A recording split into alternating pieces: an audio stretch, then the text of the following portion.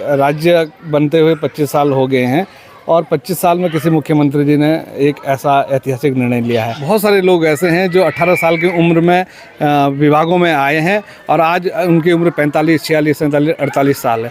तो उन्होंने अपने जीवन के महत्वपूर्ण विभागों को दे दिए है। अब मैं चाहता हूँ या कई सारे संगठन हैं इस लड़ाई को जो लड़ रहे हैं, सभी लोग चाहते हैं कि उन संविदा कर्मचारियों का नियमितीकरण हो। मुख्यमंत्री पुष्कर सिंह धामी ने सरकार के 3 साल पूरे होने पर जो उपनल कर्मचारी है उनको नियमितीकरण की बात करी है, तो वहीं अब जो उपनल संघ के लोग हैं, जो उपनल कर्मचारी हैं, वो अब इस फैसले का स्वागत कर रहे हैं। अभी हमारे साथ विद्युत संविदा कर्मचारी संघ के अध्यक्ष विनोद कवि जी हैं, उनसे हम बात करेंगे। जिस तरीके से मुख्यमंत्री पुष्कर सिंह धामी जी ने नियमितीकरण की बात कही है उपनल के कर्मचारियों की, किस तरीके से आप देख रहे हैं? देखिए मनोज जी, हम तो सबसे पहले माननीय मुख्यमंत्री महोदय जी का विशेष आभार व्यक्त करते हैं कि उन्होंने एक ऐतिहासिक घोषणा करी है। और ये घोषणा मैं समझता हूँ कि राज्य बनते हुए 25 साल हो गए हैं और 25 साल में किसी मुख्यमंत्री जी ने एक ऐसा ऐतिहासिक निर्णय लिया है और इसका तमाम जो संविदा कर्मचारी उपनल के जो राज्य भर के कई विभागों में काम कर रहे हैं उनको और उनके परिवारों को लाभ होगा। अच्छा, इसमें ये भी आ रहा है कि कई बार कुछ कर्मचारियों का ये भी कहना है कि कुछ लोग बहुत पुराने हैं और कुछ नए हैं। आप लोग क्या चाहते हैं कि किन लोगों को नियमितीकरण कराया जाए, किन कर्मचारियों को पहले नियमितीकरण होना चाहिए?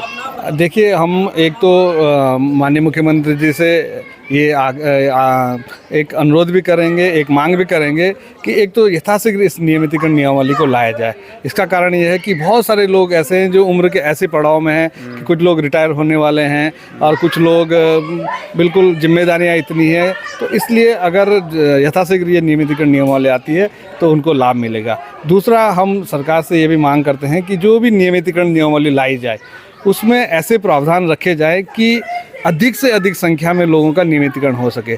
जैसे पहले जो राज्य सरकार ने 2013 की जो नियमावली है उसमें 5 साल जिन्होंने काम कर रखा उनका भी नियमितीकरण किया है। कई सारे स्टेट्स में ऐसे हैं जहाँ पे 1 से 2 साल जिन्होंने संविदा पे काम करा है उनका नियमितीकरण हुआ।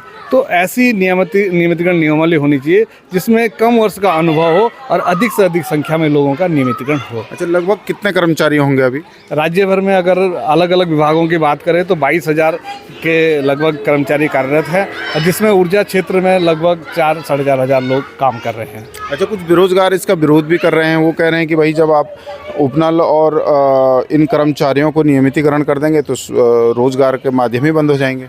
देखिए, जहाँ तक बेरोजगारों के विरोध का सवाल है तो आप ये समझिए कि जिन्होंने अपने जीवन के ऐसे बहुमूल्य क्षण 20-20, 25-25 साल हो गए लोगों को काम करते हुए और आज भी कोई 5 साल से, कोई 10 साल से विभिन्न विभागों में काम कर रहा है, तो अगर कोई ऐसी अगर उनकी ये डिमांड ये आ जाती है कि इनको बाहर करो तो कहीं ना कहीं फिर बेरोजगारी तो और बढ़ेगी। इसलिए जब नियमितकरण होगा और एक वर्ग जो है ना नियमित हो जाएगा तो पीछे रास्ते और लोगों के लिए भी खुलेंगे, वो बेरोजगार हो चाहे कोई अन्य लोग हो। अच्छा, एक बयान आपका सोशल मीडिया पर खूब तैर रहा है जिसमें कि 18 साल और कुछ इस तरीके का बयान है कि भाई उन्हीं लोगों को पर्टिकुलर नियमितीकरण होना चाहिए उनका। नहीं, देखिए, जो ये बयान था मेरा कोई ऐसा बयान नहीं था। मैंने तो सिर्फ ये कहा कि लोग 15-15, 20-20 साल से लोग काम कर रहे हैं, उसको थोड़ा गलत तरीके से छाप दिया गया है जिसकी वजह से कहीं ना कहीं लोगों में भ्रांतियाँ पैदा हो गई है। हमारा तो मानना ये है कि जो भी उपनल के माध्यम से जो भी कर्मचारी जो काम कर रहा हो उसको चाहे 2 साल हो चाहे 5 साल हो, सरकार एक ऐसी नियमितीकरण नियमावली बनाए जिसमें अधिकतर लोग जो है ना नियमित हो सके। ऐसी हमारी मांग है राज्य सरकार से। Thank you. दैनिक से बात करने बहुत बहुत धन्यवाद आपका। धन्यवाद। ये तो हमारे साथ विनोद कवि जी हैं। उनका कहना है कि जिस तरीके से मुख्यमंत्री पुष्कर सिंह धामी ने उपनल संविदा कर्मचारियों के बारे में सोचा है, कहीं ना कहीं ये स्वागत योग्य है। उनका कहना है कि जिस तरीके से लंबे समय से डिपार्टमेंटों में उपनल के माध्यम से हो चाहे संविदा के माध्यम से हो कर्मचारी काम कर रहे हैं, काफ़ी उन्होंने अपनी उम्र डिपार्टमेंटों को दे दी है, तो अगर में इनका नियमितीकरण होता है तो कहीं ना कहीं ये स्वागत योग्य है। देहरादून से दैनिक उत्तराखंड के लिए मनोज चौहान।